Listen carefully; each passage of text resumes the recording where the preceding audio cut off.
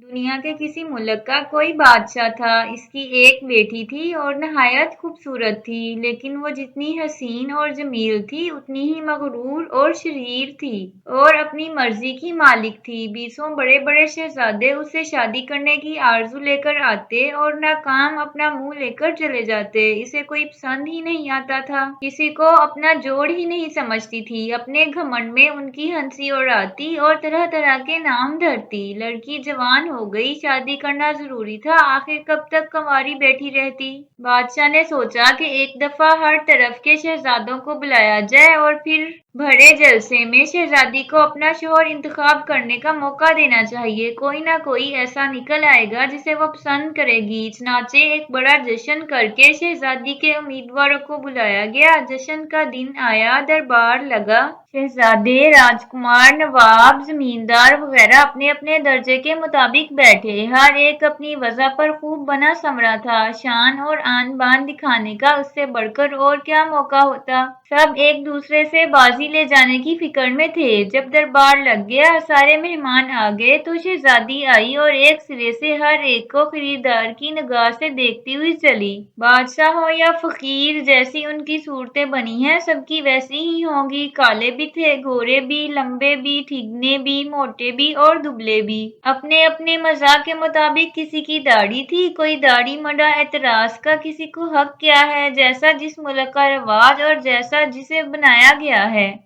लेकिन शहजादी इस वक्त भी बाज ना आई। उसे इतना भी ध्यान न आया कि भरे दरबार में तो जुबान रोके रखे, फब्तियां कसकर यहाँ तो किसी का दिल ना दुखाए। वो जिसके पास से गुजरती आवाज कसे बगैर न रहती। किसी को बेचिकनी का दूंबा बनाती, किसी को नट का बांस, किसी को सड़क कोंटे का सबीन, तो किसी को उल्टा तवा, किसी पर बेदुम के लंगूर की फब्ती कसती, तो किसी पर बंदर के मुंह की। एक जरा अकड़े हुए थे, इन्हें टीनी मुर्ग बना दिया।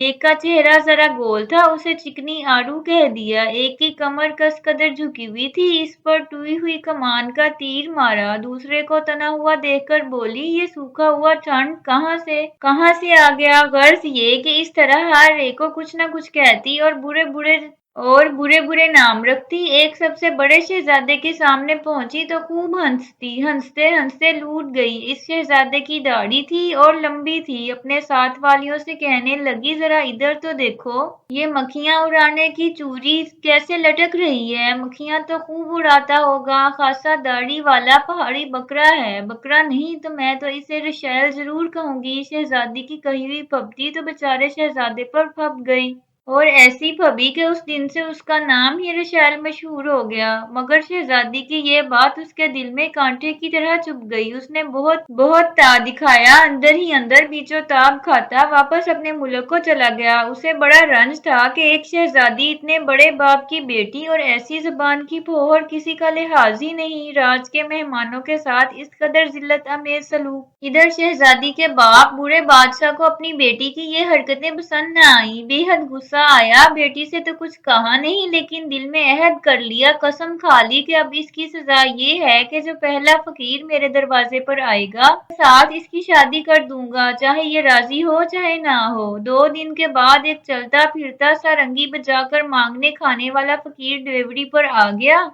और महल के झरोके के नीचे खड़े होकर अपनी सारंगी बजाई और गा बजाकर भिखारियों की तरह सदा लगाई, देवताओं के दरबार से कुछ फकीरों का भी भला हो जाए। बादशाह पहले तो समझा था कि कोई राहगीर है। ये आवाज सुनकर हुक्म दिया, अंदर बुलाओ। फकीर अंदर आया तो नहायत फटे हालों, परेशान, दाढ़ी, सर के बाल उलझे हुए, भयानक सूरत और टूटी हुई सारंगी हाथ में। बादशाह ने फकीर से पूछा, शाह जी ये क्या है। फकीर बोला, माई बाप भीख मांगने का ठेकरा। बादशाह ने पूछा, तुम इसे बजाते हो। फकीर ने कहा, बजाना तो क्या, इसके सहारे से पेट भर लेता हूँ। बादशाह ने कहा, अच्छा कुछ सुनाओ। फकीर ने महलात की बेगमात और बादशाह के सामने कई गीतें बजाई और दुआएं देने लगा कि राजपाट सलामत रखे, फकीर की झोली भर दे। बादशाह बोला, साईं साहब तुमने ऐसी अच्छी सारंगी बजाई है कि झोली क्या, मैं तुम्हारा झोला भर दूंगा। ऐसी चीज देता हूँ जो तुमने कभी ख्वाब में भी ना देखी होगी। लो अपने हाथ फैलाओ, मैंने अपनी बेटी तुम्हें दी। सारे महल के लोग हैरान कि बादशाह को ये क्या सूझी। शहजादी भी वहां मौजूद थी। इस पर गोया बिजली गिर पड़ी। लाख मिन्नत की बाप के پاؤں پر سر رکھا۔ دوسری بیگمات نے ہزار طرح عرض معروض کی، لیکن نہ شہزادی کے آنسوؤں نے بادشاہ کے دل کو پگھلایا، نہ دوسروں کے کہنے سننے کا اس پر کچھ اثر ہوا۔ بہت زیادہ کہرام مچا تو بادشاہ نے سب کو ڈانٹ دیا اور شہزادی سے کہا، میں نے تیری مغرورانہ حرکتوں سے تنگ آ کر عہد کیا تھا کہ آج کے بعد جو پہلا فقیر میرے سامنے آئے گا اس کے ساتھ تیری شادی کر دوں گا۔ چنانچہ یہ پہلا فقیر ہے اور میں اپنا عہد پورا کروں گا۔ اس وقت ملک کے رواج کے مطابق پنڈت، قاضی، پادری، جو کوئی بھی شادی کی مہر لگانے والا تھا طلب کیا گیا اور بادشاہ نے شہزادی کو اس فقیر سے بیعت دیا۔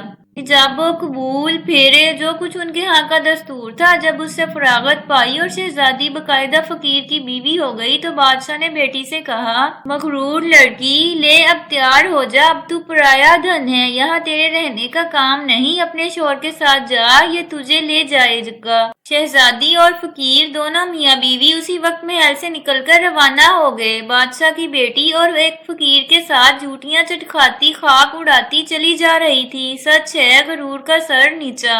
دھول میں چلتے چلتے وہ تھوڑی دیر میں ایک گھنے جنگل سے گزرے۔ شہزادی تھک گئی تھی، پوچھنے لگی، یہ جنگل کس کا ہے؟ فقیر نے بولا، اس جنگل کا مالک شہزادہ رشائل بکرے کی سی داڑھی والا ہے۔ اگر تم اسے قبول کر لیتی تو آج یہاں کی ملکہ ہوتی اور جدھر چاہے اٹھتی بیٹھتی، لیکن اب کون بیٹھنے دے گا؟ شہزادی نے ٹھنڈا سانس لیا اور کہا کہ میرے نصیب پھوٹے ہیں، کاش میں اس خوفناک داڑھی والے شہزادے سے شادی کر لیتی اور یوں ٹھوکریں تو نہ کھاتی۔ فقیر چپ ہو گیا۔ آگے چلے اور ایسی جگہ پہنچے جہاں کھیتی ہو رہی تھی، کنویں سے رہٹ چل رہے تھے اور چاروں طرف دور دور تک سبزہ زار تھا۔ شہزادی نے پوچھا، یہ علاقہ کس کا ہے؟ فقیر نے بتایا، یہ صحرا لہلہاتے ہوئے باغات، کنویں، کھیت کھلیان اسی رشائل شہزادے کے راج میں ہے۔ اگر تم اس سے انکار نہ کرتی تو یہ سب چیزیں تمہاری ہوتی، جس کنویں سے چاہتی پانی پیتی، پھل کھاتی، پھول توڑتی، اور جتنے آدمی یہاں ہیں تمہاری رعایا ہوتے۔